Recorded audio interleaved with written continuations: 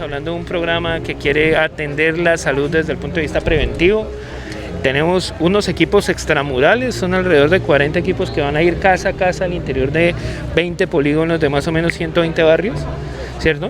Recogen los datos, los articulan en un sistema de información geográfica y a partir de ese sistema de información geográfica diseñamos un plan de intervención para evitar la gravedad de las enfermedades. Eso creo que así debería funcionar la salud en Colombia. Hoy se ve la enfermedad como un negocio. Y como se ve como un negocio, pues no se previene la enfermedad.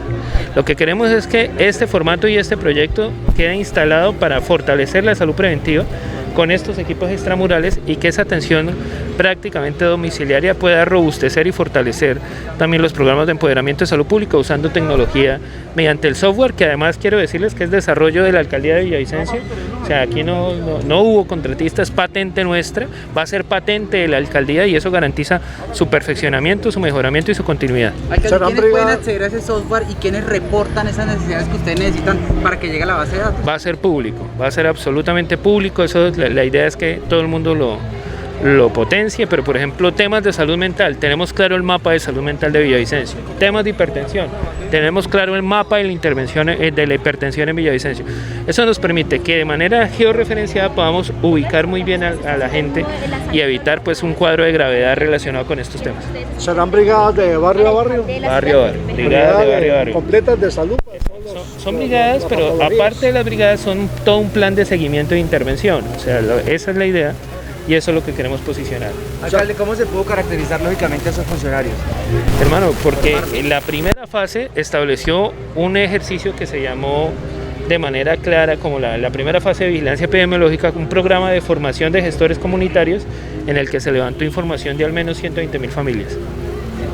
Dice usted, alcalde, que las regalías por primera vez se van a utilizar en el tema de la salud. En temas sociales, nosotros estamos con regalías financiando vigilancia epidemiológica y estamos también fortaleciendo el programa de alfabetización que arranca el otro año. ¿De cuánta inversión estamos hablando en este caso? Este proyecto es de alrededor de 1.000 millones de pesos. ¿El polígono qué barrios corresponde?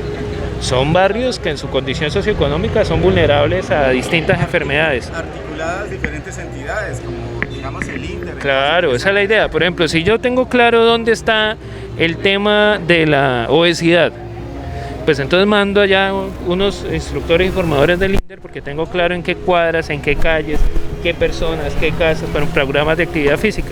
De igual manera para cada uno de los componentes en materia de salud pública. ¿Cuántas enfermedades han podido identificar que sean silenciosas y estén matando a los villavicenses? La hipertensión, por ejemplo. La hipertensión no regulada generó que el COVID se llevara mucha gente, mucha gente. ¿Por qué? Porque eran pacientes hipertensos que en su momento no recibieron una atención oportuna de su EPS. Hoy podemos en cambio decir que si hacemos un buen ejercicio con este programa, vamos a identificar de manera clara cuáles son los problemas de la hipertensión en la ciudad de Villavicencio. ¿Eso va a tener algún costo para las personas? No, cero costoso, es un programa de salud pública del municipio de Villavicencio. En el caso de una persona que no tenga EPS, ¿qué puede hacer? ¿Si puede hacer esta característica? De una vez la vamos afiliando, o sea, vamos casa a casa, encontramos si no está afiliada y de una vez la metemos al sistema de seguridad social. ¿Ya eso con alguna unidad de apoyo en el caso de que encuentre alguna complicación en temas de salud? Así es, hay 3 médicos que están pendientes, que van a estar acompañando el proyecto. En el tiempo, ¿cuánto se garantiza precisamente esta iniciativa? Bueno, nosotros esperamos que después de diciembre podamos seguir trabajando y articulando este proyecto. Alcalde, ¿qué decir acerca de que ya se adjudicó el contrato para el viaducto de la vía al llano? Yo celebro parcialmente la adjudicación, me preocupa mucho un anticipo del 50% para la obra, eso genera un factor de riesgo enorme, esos anticipos ya no se ven nunca. Y nos preocupa mucho por los antecedentes propios de la obra. Ahora lo que toca es que los gremios y los sectores estén muy prestos y muy pendientes en hacer la vigilancia específica de esa inversión. Es un consorcio totalmente nuevo, ¿no? Sí, pero pues acuérdese que se vienen destapando cosas como por ejemplo que la aseguradora del parque del puente de Chirajara fue la misma aseguradora de centros poblados del escándalo de Mintig. Todo ese tipo de cosas son no para satarizarlas, sino para estar muy pendientes y muy garantes del proceso. Alcalde, ¿preocupa que a Villavicencio no estén llegando las vacunas suficientes? Sí, claro, mano, imaginen, nosotros necesitamos 30.000 modernas y llegaron 3.500. ¿Pero hay alguna explicación del ministerio? No, no la hay. No ¿Puede haber un trasfondo político detrás de todo esto? No creo. Simplemente es que no hay vacunas a nivel nacional. El departamento de alguna manera está colgado en temas de vacunación, eso jala a la ciudad porque usted sabe que los criterios de asignación de las vacunas es departamental, a nosotros no nos asignan como Villavicencio, pero Villavicencio hoy tiene casi el 98% de sus vacunas aplicadas. En cambio, hay municipios que es entendible que por su distancia, su ruralidad, sus condiciones, pues no vayan tan rápido en el plan de vacunación. Nosotros le hemos dicho al ministerio, designe criterios de priorización de vacunas para grandes ciudades capitales que vamos más rápido que los demás municipios por obvias coincidencias y condiciones. El ministerio no nos ha hecho caso y bueno, hoy tenemos esa grave dificultad. Estamos todavía lejos de lograr la inmunidad de rebaño. Estamos lejísimos porque además ya esa idea se deconstruyó con la aparición de la variante Delta. Señor alcalde, otorgar facultades, autorizaciones, adiciones al presupuesto, más plata para ejecutar las obras proyectadas. Sí, se aprobaron unas adiciones, se modificó el plan de desarrollo, se amplió el techo financiero del plan, pero aquí también hay que decir de manera clara y concreta que no necesariamente el crecimiento del techo financiero del plan está necesariamente relacionado con deuda, está relacionado con más recaudo. Y le voy a poner un solo ejemplo, con la modificación que hicimos el año pasado, en el que las viviendas de estrato 6 que pagaban 400.000 pesos de predial, están hoy pagando 3 millones de pesos, 4 millones de pesos, solamente con ese ejercicio el recaudo viene creciendo en alrededor de un 15-20%. Alcalde, ¿se ha avanzado algo en los estudios del puente de arriba del sector del Parque Loiza? Ya están colgados en página, yo espero de manera oportuna que terminemos los estudios y diseños este año y que nos vayamos para la construcción el otro año. ¿Sería cuándo, alcalde?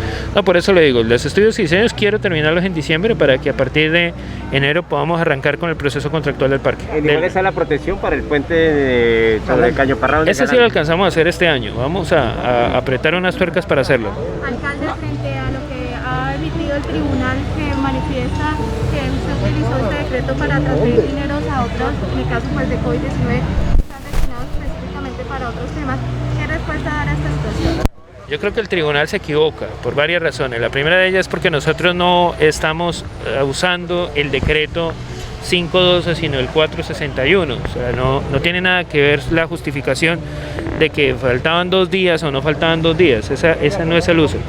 Y lo segundo sustancialmente tiene que ver con el tema de que estábamos incorporando excedentes, no haciendo traslados, o sea, estábamos incorporando excedentes del año pasado, no haciendo traslados. Entonces yo creo que hay una confusión del tribunal que espero que sea de buena fe y que no tenga nada que ver que uno de los magistrados ponentes sea un concejal de oposición. Alcalde, ¿anunció usted la revisión del POR? Arranca la otra semana. ¿Y en qué términos? Cerrar filas contra el fleteo y cerrar filas contra potenciales colaboradores al interior de las entidades bancarias con este delito. Insiste el gobierno departamental en construir 2 CAIs en Villavicencio, pero dice el secretario de gobierno del Meta que no hay una respuesta de la alcaldía frente a eso, señor alcalde. Hermano, nosotros estamos abiertos, pero lo que necesitamos es que echen menos babas y más proyectos, porque la gobernación no solamente vive de anuncios y a la hora del té, son del partido, no hemos podido coordinar nada para Villavicencio.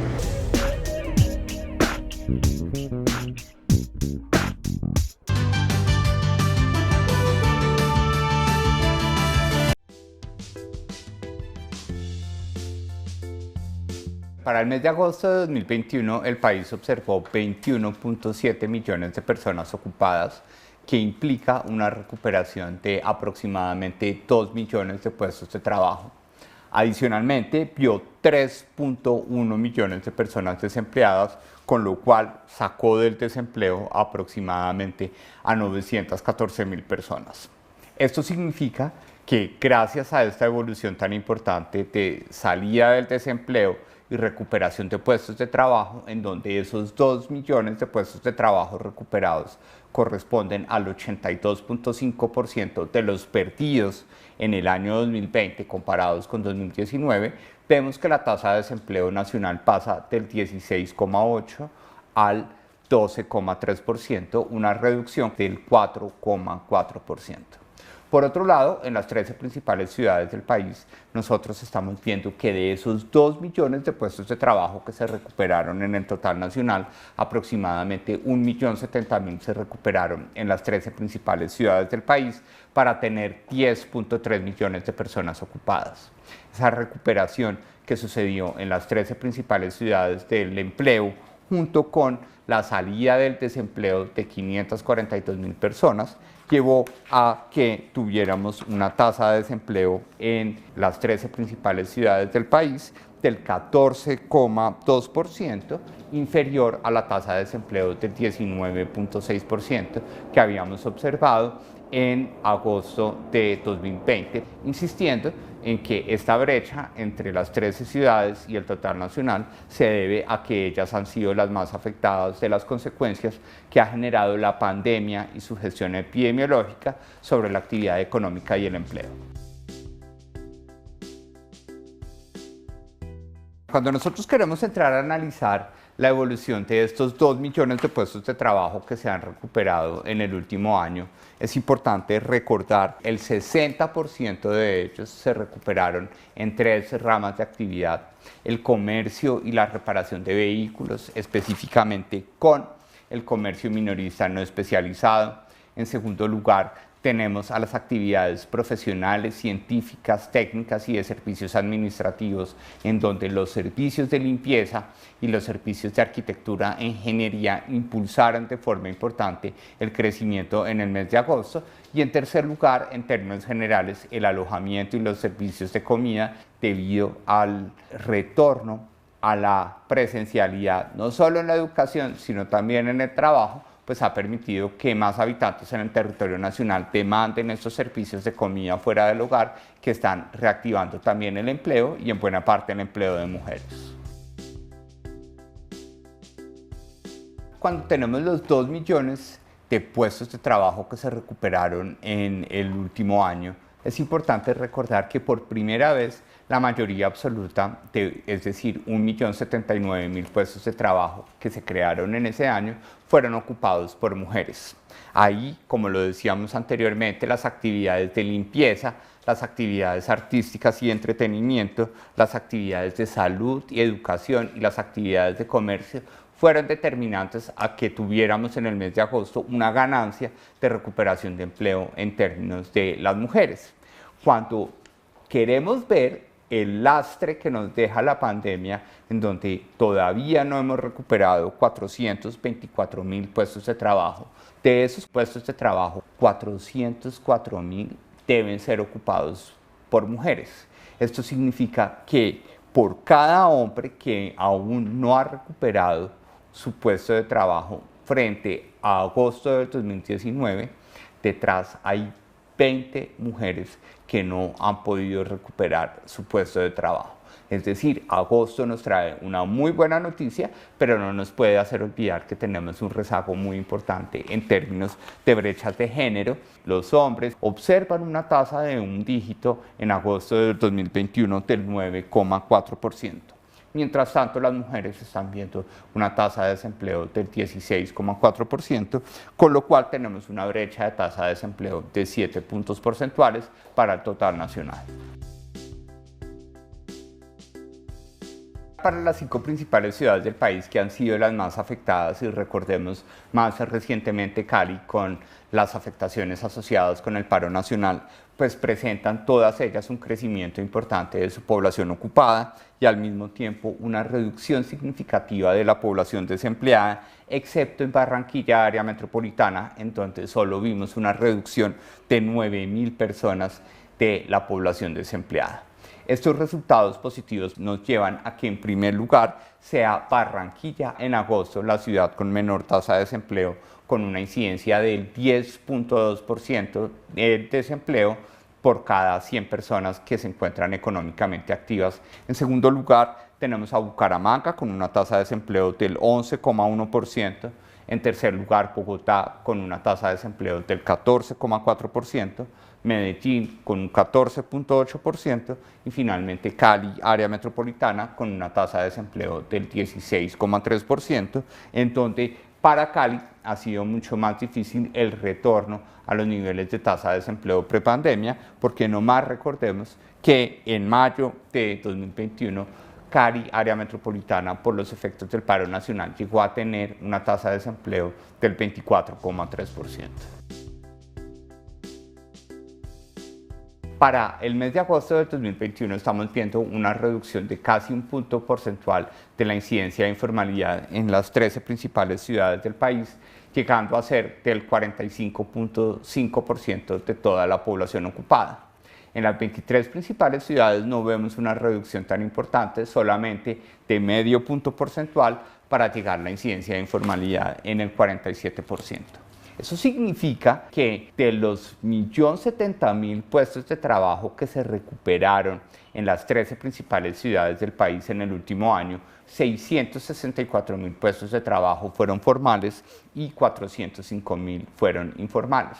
Este mayor crecimiento de posiciones ocupacionales de cuenta propia y empleo particular dentro de la formalidad es la que lleva a que tengamos un cambio de tendencia importante en la reducción de la informalidad y asimismo una recuperación de la brecha de género de esa tasa de informalidad, en donde estamos viendo ya en agosto una incidencia muchísimo más importante de la informalidad en el caso de las mujeres, porque ellas se están volviendo a trabajar, ya que pueden dejar a sus hijos en la sede educativa y los servicios de limpieza, restaurantes, hoteles y los servicios de salud y educación están requiriendo empleo femenino en este momento en el país. En la medida en que secuencialmente en junio, julio y agosto hemos visto tasas de desempleo que cada vez son más reducidas, pues la tasa de desempleo en este trimestre a nivel nacional fue del 13,7% y para las 13 principales ciudades fue del 15,4%. Esta tasa es importante porque nos permite comparar con un criterio robusto e idóneo cómo se comporta el desempleo en las 23 principales ciudades del país. Todas las ciudades están observando tasas de 2 dígitos y que en agosto, una señal también importante de cómo estamos reabriendo la economía en esas actividades que comúnmente compartimos en todas las ciudades como restaurantes, el comercio, pues todas las ciudades han visto una reducción de su tasa de desempleo. Sin embargo, estamos observando que Cúcuta, Florencia y Quibdó superan en un 19% la tasa de desempleo, mientras que en el caso de Cartagena y Barranquilla siguen siendo las dos ciudades con menor desempleo, en el caso de Cartagena con un 10% y Barranquilla con un 11%. Si nosotros comparamos la situación económica que observaban los 8 primeros meses del año del 2019, debemos recordar que en ese momento el país tenía 22.1 millones de ocupados en promedio.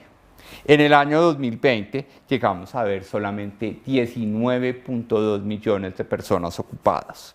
En el año 2021 estamos viendo 20.7 millones de personas ocupadas. Significa que en promedio, en el último año, el país ha recuperado 1.481.000 puestos de trabajo, que sería como el balance de cierre consolidado de todo lo que ha sucedido en los últimos 8 meses, pero todavía nos hace falta recuperar 1.378.000 puestos de trabajo para llegar a los niveles que teníamos en prepandemia, porque si comparamos la tasa de desempleo de los 8 primeros meses de 2020 con los 8 primeros meses de 2021, estamos viendo una reducción en la tasa de desempleo nacional del 16,8% al 14,9%. Sin embargo, todavía estamos bastante lejos de esa tasa de desempleo del 10,9% que observamos en los 8 primeros meses de 2019.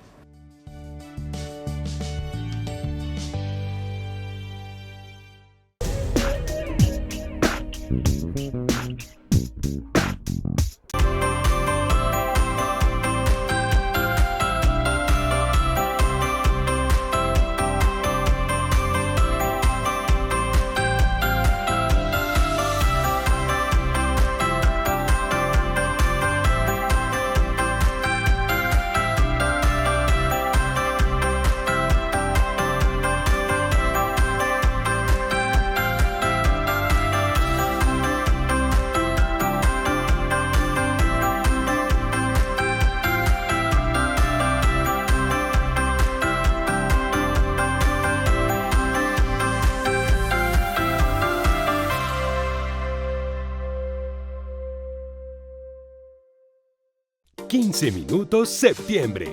¡Que viva el amor! En portada, Laura Londoño y su esposo Santiago Mora nos cuentan su historia. Top 15 Amor y Amistad. Natalia Reyes. Así planea su parto y mucho más.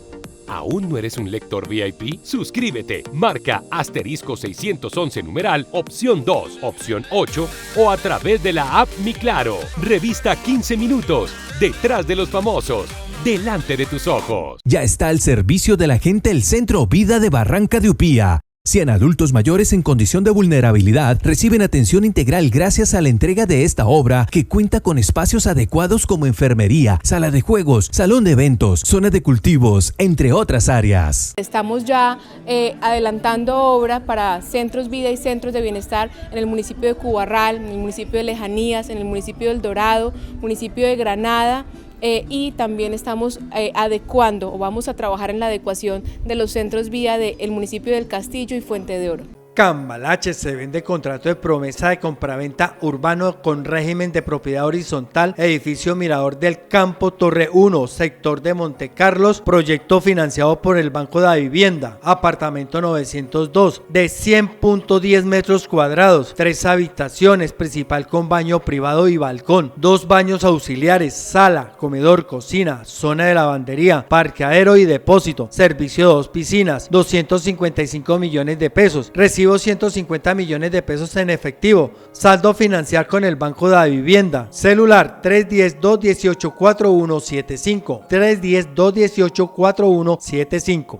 15 minutos septiembre. ¡Que viva el amor! En portada, Laura Londoño y su esposo Santiago Mora. Hola a todos los lectores de la revista 15 minutos. Yo soy Laura Londoño y Santiago Mora. Y los invitamos a ver esta edición de la revista 15 minutos. Con nosotros vamos a estarles contando de todo, de nuestro romance, nuestros proyectos, nuestro nuevo bebé, secretos que tengo de Santiago.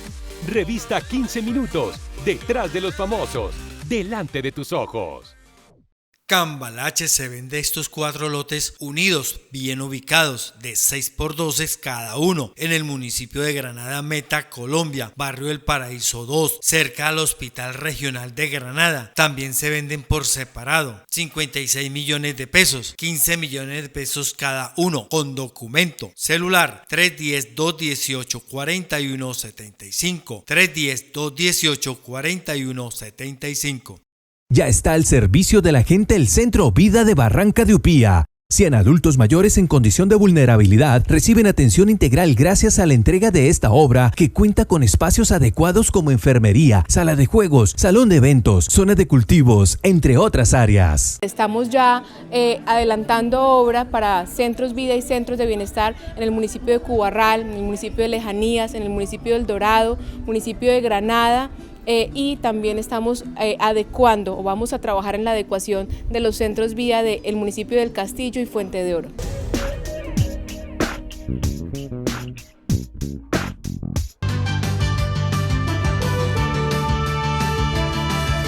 Hoy quiero compartirles a ustedes que hace unos minutos el director del DANE habló de la cifra de empleo del mes de agosto y ha dicho lo siguiente: la cifra de desempleo del mes de agosto del año 2021 es del 12.3% versus el 16.6% del año pasado. Es decir, se han recuperado más de 3,5 millones de empleos en nuestro país. Pero no nos conformamos con eso.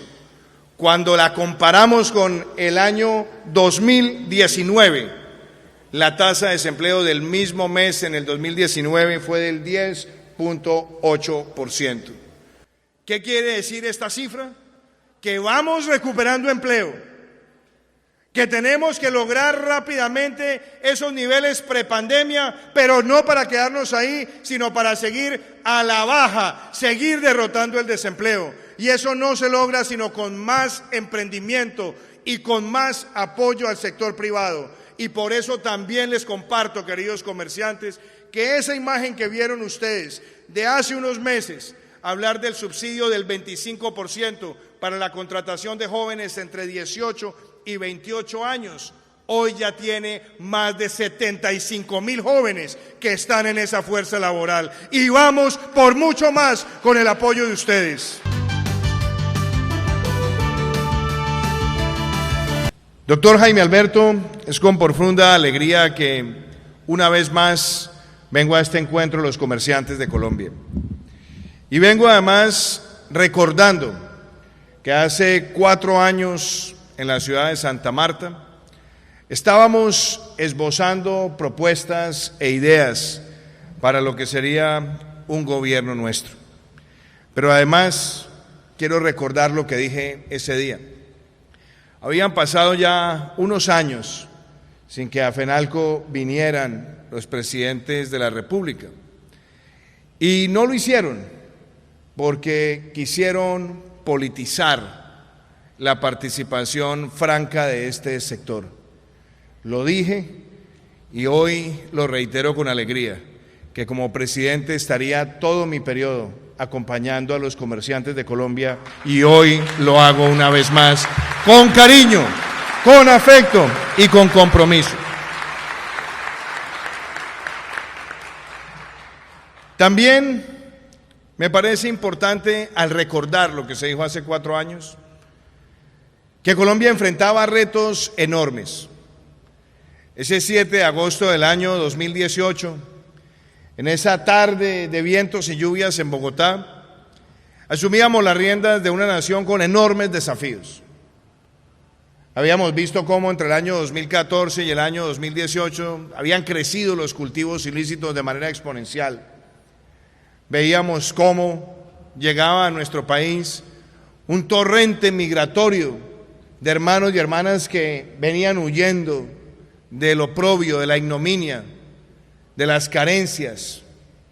Veíamos también cómo nuestra economía tenía un crecimiento lánguido y también cómo existían grandes retos en materia de seguridad.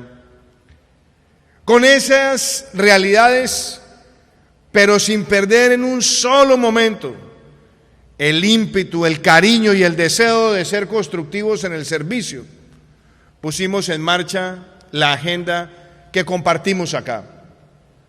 Yo recuerdo cómo cuando empezaba el gobierno, y por eso es importante seguir la secuencia de su intervención, doctor Cabal, de dónde venimos, dónde estamos y para dónde vamos. Yo recuerdo que una de las grandes tragedias de nuestro país desde el punto de vista empresarial era que todas las reformas fiscales de los últimos 25 años en el país le pasaban la cuenta de cobro al empresario, restando la competitividad, afectando la generación de empleo y aún más peligroso, afectando las posibilidades de crecer rápidamente. El crecimiento lánguido que trajo nuestra economía hacia finales del año 2017 nos permitió a nosotros plantearles a ustedes aquí que un gobierno nuestro traería una reducción sustancial de la carga tributaria.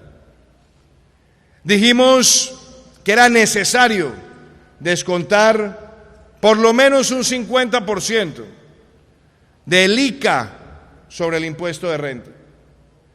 Dijimos además que era necesario reducir la tarifa nominal de renta. Dijimos que teníamos un deber de permitir descontar el 100% del IVA sobre bienes de capital, ponerle fin a esa figura arcaica de la renta presuntiva y darle también a nuestra nación un régimen simple que diferenciara la carga tributaria entre los emprendimientos nacientes, consolidados y de gran tamaño. Y por supuesto, también planteamos que Colombia tuviera 3 días sin IVA, que le permitiera al comercio liquidar inventarios, que permitiera también generar dinámicas de mayor consumo nacional. Y propusimos que el país diera un salto vertiginoso hacia la facturación electrónica. Esas fueron las reformas que presentamos y sacamos adelante en el 2018 y que después en el 2019, tras un fallo de la Corte Constitucional, volvimos a reiterar. Pero el mensaje de fondo, apreciados amigos, es que esas promesas se han cumplido y se han cumplido demostrando sus beneficios para nuestra economía.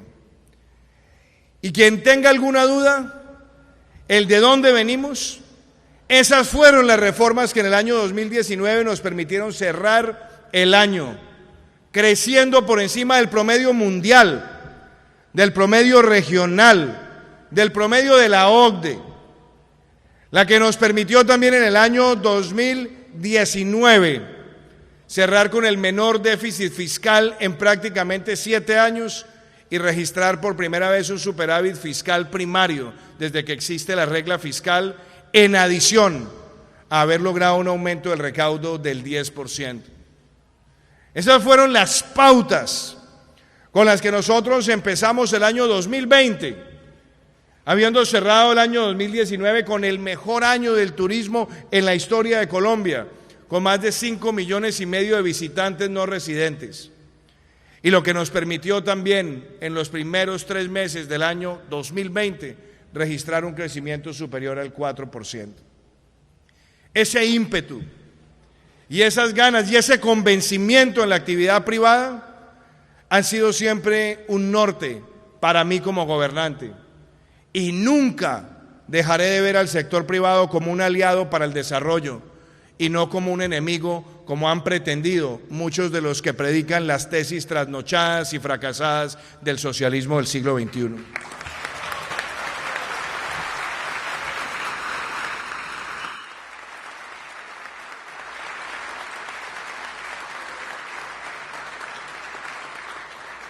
El año 2020, queridos amigos, y ustedes lo narran de manera clara, nos trajo a nosotros el mayor reto de nuestra historia. El más grande, que fue toparnos con una pandemia que golpeó al mundo entero. Una pandemia que llevó a colapsar los sistemas de salud de las naciones más poderosas del planeta. Una pandemia que restringió la movilidad universal,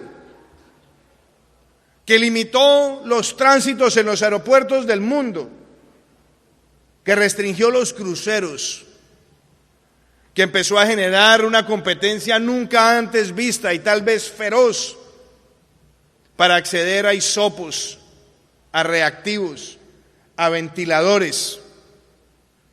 Una tragedia que como virus respiratorio agudo cobraba vidas y todavía el mundo no tenía las explicaciones y lo que era aún más difícil en la incertidumbre, no existía vacuna alguna para enfrentarlo. Yo recuerdo en esos primeros días del año 2020, cuando llamé al Ministerio de Salud y les dije, empecemos desde ya a monitorear lo que está pasando en China, porque esto se puede tornar en algo mucho más grave. Recuerdo cómo a partir de la segunda semana de enero empezamos a monitorear y definimos una estrategia de prevención, después de mitigación y después de contención, aunque se veía lejos en ese momento que la pandemia tocara nuestras puertas. Pues bien, pasaron tan solo 8 semanas y recibimos las primeras informaciones del Instituto Nacional de Salud cuando se hacían las curvas predictivas basado en lo que ocurría en el resto del mundo. Y se nos decía que en los primeros 2 meses de la pandemia podíamos llegar a perder más de 100,000 colombianos. Para ese momento la acción de nuestro gobierno fue clara, y es que teníamos que mantener un balance y un equilibrio entre la protección de la vida y la salud y la protección de la vida y la salud de nuestra economía. Porque solamente los áulicos de ese socialismo del siglo XXI en América Latina trataron de generar un falso dilema. Y resulta que ese dilema no existe, porque sin buena salud no hay buena economía y sin buena economía no hay buena salud. Y por eso el equilibrio que buscamos empezaba por tomar acciones desde el primer día para fortalecer la capacidad del sistema, para tener mecanismos de protección personal, para definir protocolos de bioseguridad. Y eso es lo que hoy nos permite a nosotros decir que enfrentamos esos momentos tan complejos con la decisión más difícil que ha tomado un presidente en la historia de este país, que ha sido la de decretar un aislamiento preventivo obligatorio de toda una nación. Y lo hicimos manteniendo claro la progresividad de la recuperación de la vida económica. En introducir más de 40 protocolos de bioseguridad para múltiples sectores y de haber alcanzado en cuestión de meses duplicar las unidades de cuidado intensivo de 5.300 a más de 13.000. De haber creado un sistema de Reserva Nacional Estratégica de herramientas de protección personal.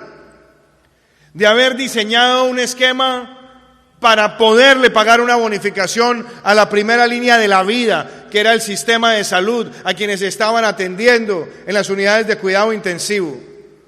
De aumentar las herramientas disponibles para atender a los más necesitados y también teniendo absolutamente clara nuestra obligación de darle una atención a los más vulnerables.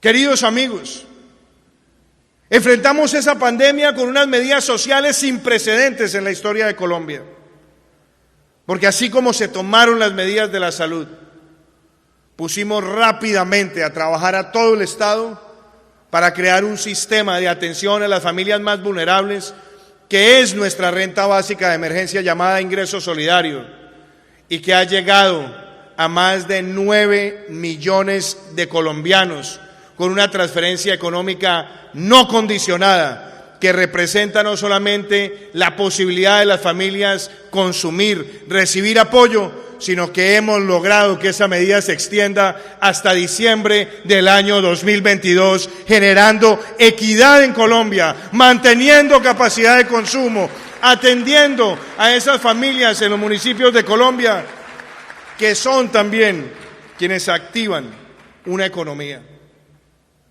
Nunca antes, doctor Jaime Alberto, nunca antes en ningún momento de adversidad en nuestro país se había tenido una respuesta social de ese talante y sobre todo llegando focalizadamente, y que ha traído también consigo una inclusión financiera que merece ser destacada.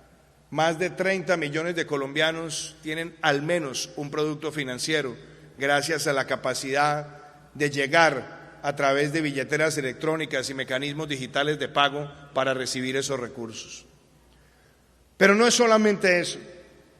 Enfrentamos esa situación pensando en ustedes, porque cuando yo veo a un empresario, yo no veo lo que ven los del socialismo del siglo XXI, que ven un enemigo.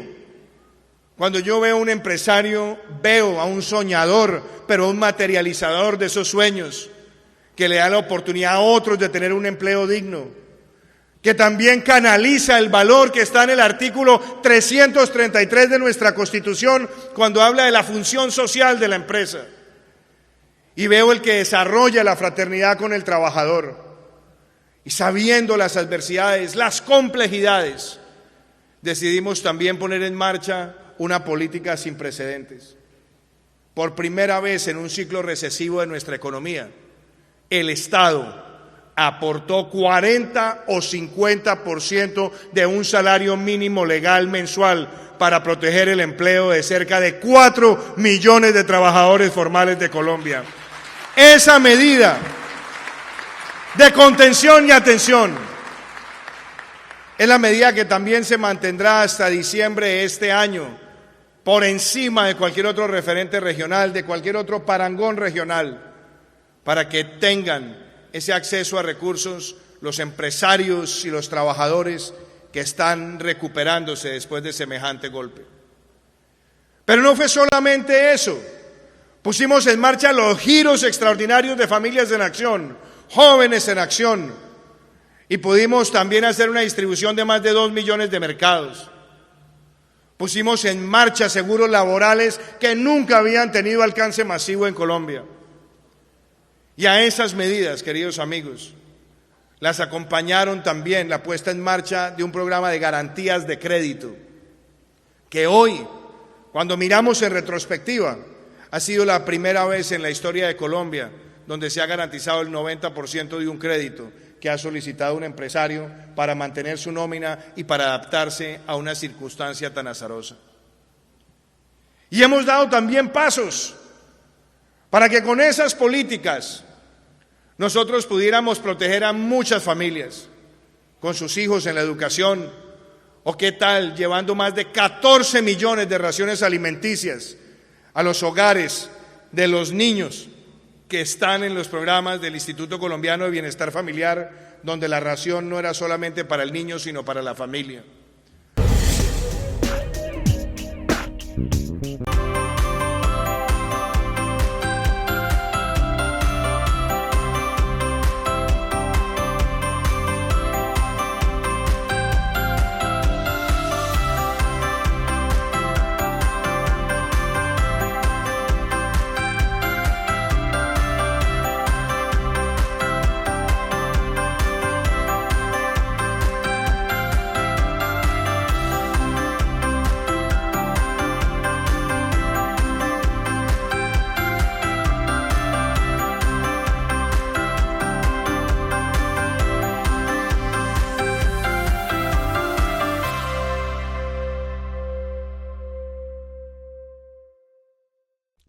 Minutos septiembre. ¡Que viva el amor! En portada, Laura Londoño y su esposo Santiago Mora nos cuentan su historia. Top 15 Amor y Amistad. Natalia Reyes. Así planea su parto. Y mucho más. ¿Aún no eres un lector VIP? Suscríbete. Marca asterisco 611 numeral, opción 2, opción 8 o a través de la app Mi Claro. Revista 15 minutos. Detrás de los famosos. Delante de tus ojos. Ya está al servicio de la gente el Centro Vida de Barranca de Upía. 100 adultos mayores en condición de vulnerabilidad reciben atención integral gracias a la entrega de esta obra que cuenta con espacios adecuados como enfermería, sala de juegos, salón de eventos, zona de cultivos, entre otras áreas. Estamos ya adelantando obra para centros vida y centros de bienestar en el municipio de Cubarral, en el municipio de Lejanías, en el municipio del Dorado, municipio de Granada. Y también estamos adecuando o vamos a trabajar en la adecuación de los centros vía del municipio del Castillo y Fuente de Oro. Cambalache se vende contrato de promesa de compraventa urbano con régimen de propiedad horizontal, edificio Mirador del Campo Torre 1, sector de Montecarlos, proyecto financiado por el Banco de la Vivienda, apartamento 902 de 100.10 metros cuadrados, 3 habitaciones, principal con baño privado y balcón, 2 baños auxiliares, sala, comedor, cocina, zona de lavandería, parqueadero y depósito, servicio de 2 piscinas, 255 millones de pesos, recibo 150 millones de pesos en efectivo, saldo financiar con el Banco de la Vivienda, celular 310-218-4175, 310-218-4175. 15 minutos septiembre. ¡Que viva el amor! En portada, Laura Londoño y su esposo Santiago Mora. Hola a todos los lectores de la revista 15 minutos. Yo soy Laura Londoño y Santiago Mora. Y los invitamos a ver esta edición de la revista 15 minutos. Con nosotros vamos a estarles contando de todo, de nuestro romance, nuestros proyectos, nuestro nuevo bebé, secretos que tengo de Santiago. Revista 15 minutos. Detrás de los famosos. Delante de tus ojos. Cambalache se vende estos 4 lotes unidos, bien ubicados, de 6x12 cada uno, en el municipio de Granada Meta, Colombia, barrio El Paraíso 2, cerca al Hospital Regional de Granada. También se venden por separado, 56 millones de pesos, 15 millones de pesos cada uno, con documento. Celular 310-218-4175, 310-218-4175. Ya está al servicio de la gente el Centro Vida de Barranca de Upía. 100 adultos mayores en condición de vulnerabilidad reciben atención integral gracias a la entrega de esta obra que cuenta con espacios adecuados como enfermería, sala de juegos, salón de eventos, zona de cultivos, entre otras áreas. Estamos ya adelantando obra para centros vida y centros de bienestar en el municipio de Cubarral, en el municipio de Lejanías, en el municipio del Dorado, municipio de Granada. Y también estamos adecuando o vamos a trabajar en la adecuación de los centros vía del municipio del Castillo y Fuente de Oro.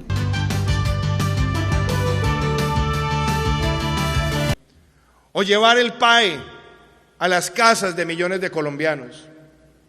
Estas son respuestas que dicen mucho de la forma en la que Colombia actuó. pero también, apreciados amigos, yo quiero decirles que en medio de esa circunstancia, el equipo integral del Estado, el equipo del Ministerio de Salud, el equipo de las Secretarías de Salud, el sistema de atención en salud, público y privado, todo empezó a articularse con una sola bandera, amarilla, azul y roja. Y esa misma convicción patriótica fue la que nos permitió empezar un programa de vacunación diseñado, anticipando cuáles eran las farmacéuticas que tenían mayor posibilidad de tener una oferta clara, adquirirlas, recibirlas, distribuirlas.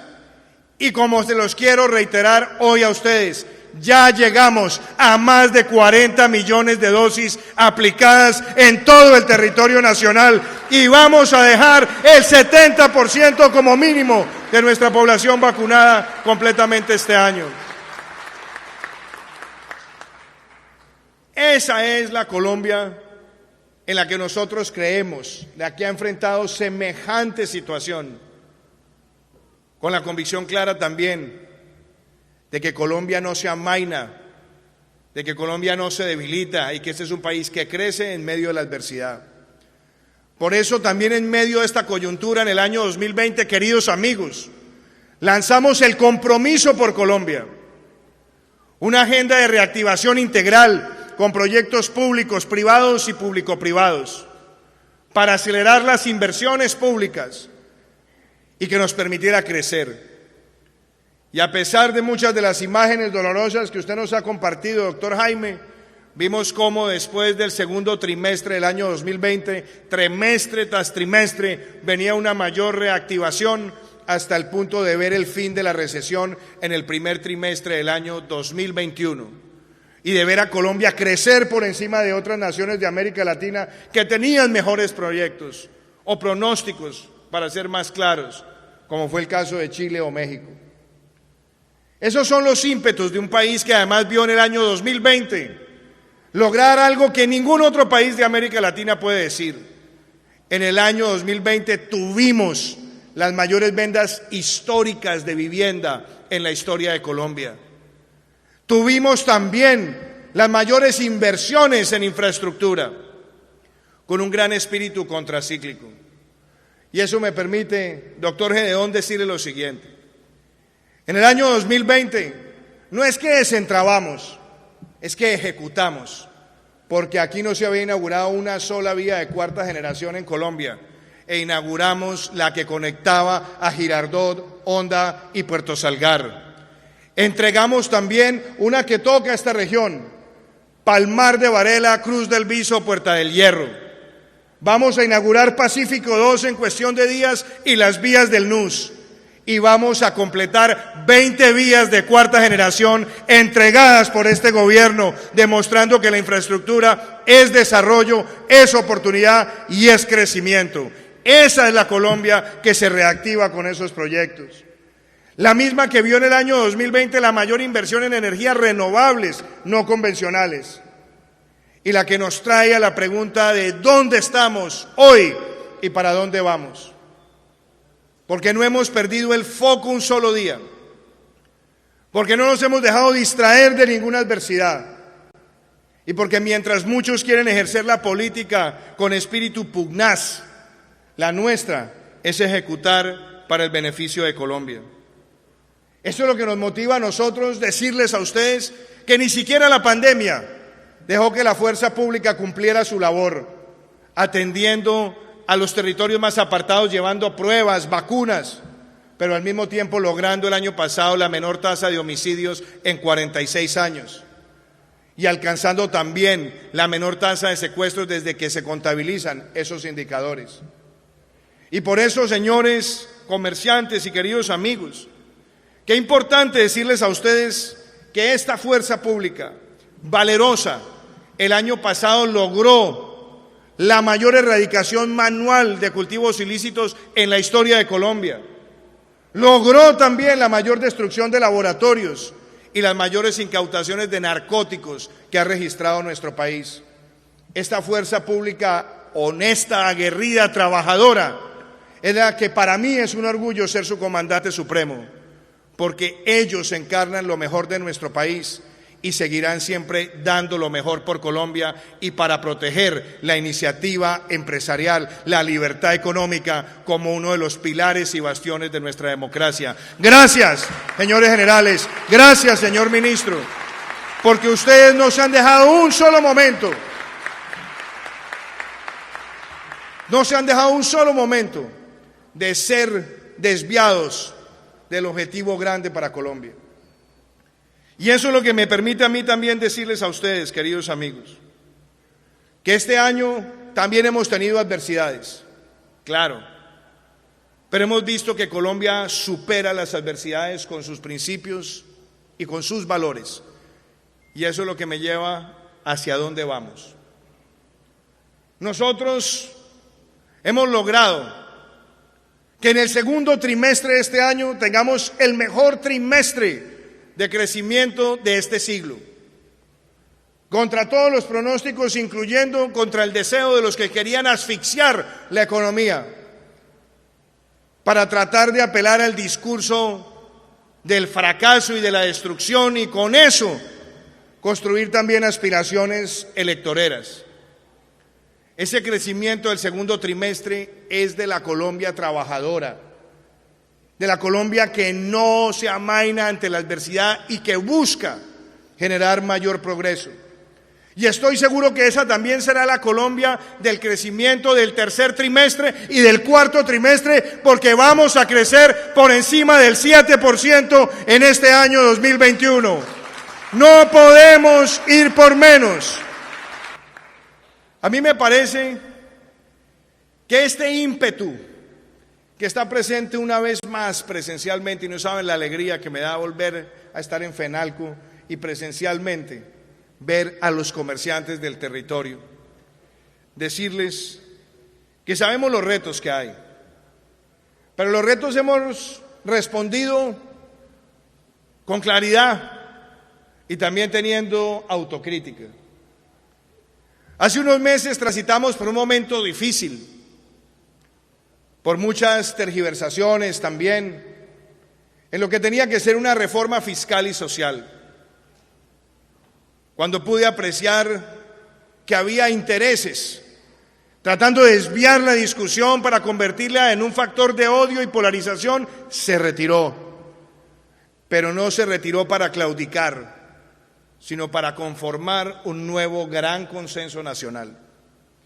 Y yo quiero decírselos a ustedes, gracias al apoyo de FENALCO, gracias al aporte en la discusión de los empresarios, gracias también a su aporte, doctor Jaime Alberto, logramos aprobar con una mayoría avasalladora, convencida en el progreso de Colombia, la reforma social más importante de este siglo en nuestro país y la reforma fiscal más importante de este siglo en Colombia.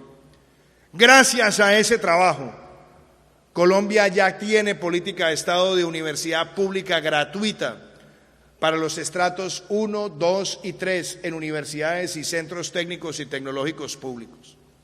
Gracias a esa reforma, el ingreso solidario va hasta diciembre del 22. Gracias a esa reforma, el PAEF está presente hasta diciembre. Gracias a esa reforma, tenemos el aporte del 25% para la contratación de jóvenes. Pero también gracias a esa reforma, tenemos un aumento del recaudo del cerca del 1.8% del PIB. Y lo digo con gusto.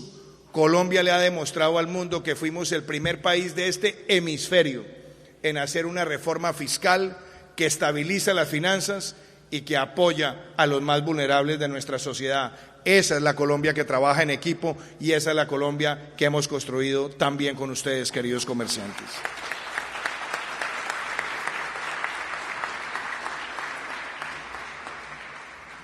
Yo quiero hacer unas reflexiones finales, porque ciertamente lo que se ha logrado en materia de desarrollo rural, alcanzando las mayores exportaciones en la historia de nuestro país, es un aliciente. Porque hemos logrado la mayor inversión en vías terciarias, otro aliciente. porque hemos avanzado en electrificación y en proyectos estratégicos, y porque tenemos también 15 megaproyectos que saldrán a licitación muy pronto y que le traen bienestar a la sociedad. Aquí hicieron algunas menciones regionales, y esto no lo hacemos arriados, no, lo hacemos porque este es el gobierno que le ha hecho esa apuesta a nuestro país. En cuestión de semanas esperamos ver la licitación abierta del Canal del Dique, el proyecto no solamente más importante para proteger la bahía de las Barbacoas y la bahía de Cartagena, sino el proyecto más importante de adaptación al cambio climático que se va a hacer en estos primeros años del siglo XXI. Avanzamos con la licitación de la navegabilidad del río Magdalena, pero avanzamos también con los proyectos aeroportuarios, no solamente la expansión del aeropuerto Rafael Núñez, que es el aeropuerto que tiene nuestra ciudad, sino también respaldar las iniciativas privadas que tengan visión de futuro para seguir ampliando la capacidad turística de este bello tesoro de Colombia. Y así como eso, estamos avanzando en proyectos que son fundamentales en el suroccidente, la conexión de Pasto y Popayán, o la conexión de Santander de Quilichao y Popayán, o otras de las vías de quinta generación que tienen que ver con atender las necesidades de la malla vial del departamento del Valle. Así podría seguir enumerando muchos proyectos. Pero mi cierre tiene que ver con dos reflexiones que han dejado ustedes aquí. La seguridad. La seguridad es un valor democrático y es un bien público, doctor Jaime. Y tristemente, cuando enfrentamos la política de seguridad nos tenemos que encontrar con los resultados y los hechos, que son concretos, y con la percepción. Y hay que buscar ese equilibrio, pero hay que lograr también ese balance. Porque hoy quiero destacar el trabajo que adelanta la fuerza pública todos los días. Además, advirtiendo que ha sido una fuerza pública que le ha tocado responder a circunstancias derivadas de fallos judiciales que generaron una salida masiva de muchos de los oficiales recién empezando el gobierno, o también un ejército que vio disminuir su pie de fuerza cuando justamente se requería más, porque tenía que enfrentar las vicisitudes de lo que podía traer un proceso masivo de reincorporación, más el acecho de otros grupos armados. Hoy quiero compartirles a ustedes lo siguiente, que cuando hablamos de la tasa de homicidios, como se los narraba, Colombia hoy registra las menores tasas históricas entre el 7 de agosto del 2018 y el 7 de agosto del 2021. Y lo mismo con secuestros. Pero hablemos de hurtos por un segundo, doctor Jaime Alberto. Cuando miramos el hurto a personas, hoy los indicadores a esta fecha en el 2021 están por debajo del 2019 y del 2018. El hurto de celulares está por debajo del 2019 y del 2018. El hurto de residencias por debajo del 2019 y del 2018. Y lo mismo el hurto a comercio, automotores, motocicletas, entidades financieras, abigeato, extorsión y delitos sexuales. Pero muchas veces esos hechos que son concretos y esos resultados que son concretos contrastan a veces con la espectacularidad de algunos hechos delictivos que se registran en las redes o en los medios. No se pretende con esto desconocer esa realidad, ni más faltaba. Pero lo que necesitamos hoy más que nunca es darle el mayor respaldo y la mayor exigencia a nuestra fuerza pública. Respaldo porque son ellos los que todos los días están en el territorio, están en los cuadrantes, buscan el corazón y el afecto del ciudadano. Y la exigencia porque ellos mismos saben que tiene que imperar siempre un criterio de cero tolerancia con cualquier conducta de sus miembros contraria a la Constitución y la ley. Pero lo que no podemos, queridos amigos, es relativizar la seguridad. La seguridad no es opresión. La seguridad es defender la vida, honra, bienes, derechos y libertades de todos los ciudadanos. Y por eso, como comandante supremo de estas fuerzas, de las que me siento siempre orgulloso, quiero decirles a ustedes que no vamos jamás a claudicar ante ninguna amenaza que venga de los grupos armados. Los combatimos y los seguiremos combatiendo con toda la determinación. Y que le quede claro a quienes quieren amenazar a Colombia con comunicados y amenazar desde la protección que les da la dictadura en Venezuela, que aquí hay una nación que se hace respetar, que enfrenta la criminalidad con determinación, que hace presencia en el territorio y que en estos 3 años largos de gobierno nosotros hemos podido dar los golpes certeros a criminales como Fabián, como Uriel, como Carlitos, como lo hicimos también con Guacho o como lo hemos hecho también con personajes nefastos, criminales de la más cruda ralea, como era el caso de Rodrigo Cadete. Son más de 169 cabecillas. Entonces, queridos comerciantes, con la seguridad como valor democrático, vamos a responderle siempre al pueblo colombiano. Y quiero hacer una reflexión también sobre el proceso de vacunación masiva y reactivación segura y compartirles una buena noticia. Hoy se ha firmado, se ha protocolizado con el mayor productor de vacunas del mundo, el Instituto Serum de la India, un acuerdo entre el gobierno de Colombia y ese centro importante de producción de vacunas y de atención de patologías. Vamos a firmar con ellos esa carta de intención y con Genova y Bharat, 2 de los importantes laboratorios en la India, esperamos también traerlos a Colombia para que puedan en Colombia producir vacunas, no solamente frente al COVID-19, sino frente a otras patologías. Un gran logro del equipo de salud el día de hoy.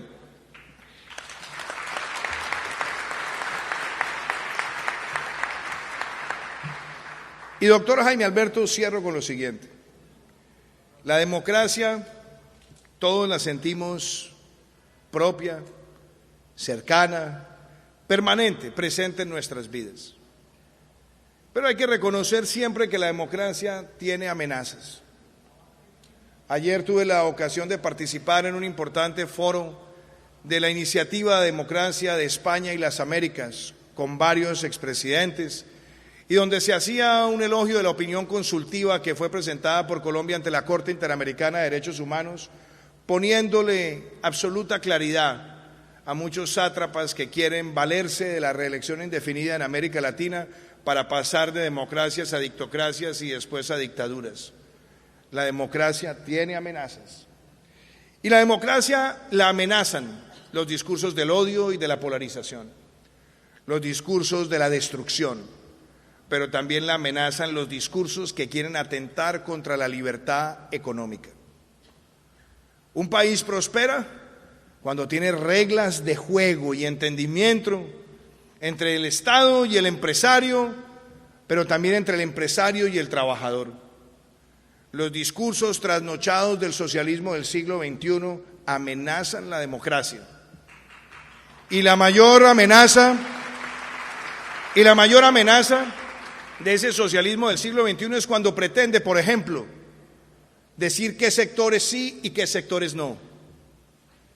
No a los sectores que están en la criminalidad y en la ilicitud, pero los que están en la actividad económica lícita y libre solamente pueden ser regulados a través de las instituciones y no buscar cercenar su existencia por caprichos ideológicos. Eso es muy importante, porque no puede nadie pretender con el dedo inquisidor decirle a un país que cierre un sector que representa más del 40% de las exportaciones o más del 35% de la inversión extranjera directa o más del 40% de la capitalización bursátil. Porque insinuar eso es desde ya sentenciar al fracaso a una sociedad que no tiene cómo fácilmente reemplazar esos ingresos y cuyo reemplazo solamente lo pueden dictar las fuerzas del mercado y la transición de los mercados de manera sostenible en el mundo.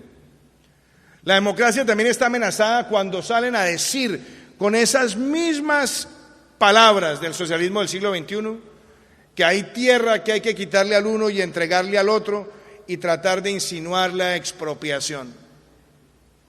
Y la democracia también está amenazada cuando pretenden decirle al empresario cómo maneja el negocio, a quién le reparte, cuánto le reparte y cómo le reparte, porque eso solamente es propio de los regímenes autoritarios y autocráticos que han acabado la iniciativa privada en el mundo.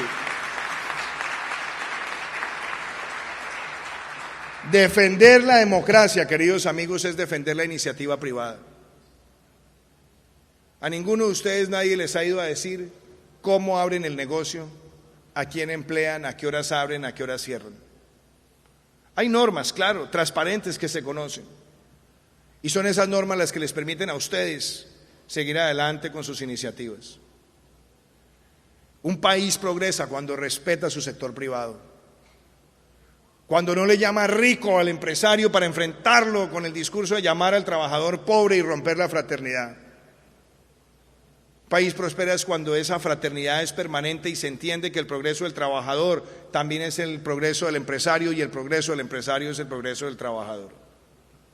Un país progresa cuando se tiene claro que las reglas de juego en nuestra economía, las que hoy nos permiten ser una de las naciones que más rápido se recupera en el mundo, que más rápido puede crecer este año y que además más rápido está recuperando empleo, que no puede ser el capricho ideológico de quien aspira a gobernar el país el que dicte su futuro. Es la estabilidad institucional y democrática la que lo garantiza. Por eso celebro que en esta discusión tengan invitados con aspiraciones presidenciales para que expongan sus ideas y sus propuestas que siempre enriquecen la democracia, claro, pero que ojalá también dejen aquí grabado que tienen un compromiso con defender la iniciativa privada, porque el que no tenga la convicción de defenderla está siendo vergonzante frente a un país que tiene en el emprendimiento una de sus principales características.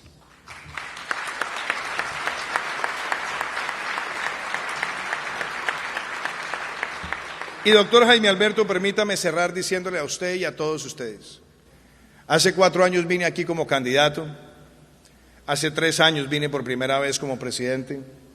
Hace 2 años estábamos en Neiva cantando ese bello himno del departamento del Huila y hablándoles a todos ustedes de cómo esperábamos cerrar el año 2019.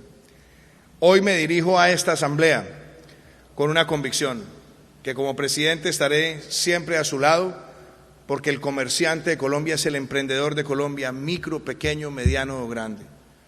Pero también se los digo, que el día que deje la presidencia, el 7 de agosto del 2022, seguiré estando a su lado, defendiendo la iniciativa privada con convicción y sin nunca claudicar frente a los que pretenden romper su ciclo de identidad colectiva. Los aprecio, los quiero y vamos para adelante, queridos amigos. Muchas gracias.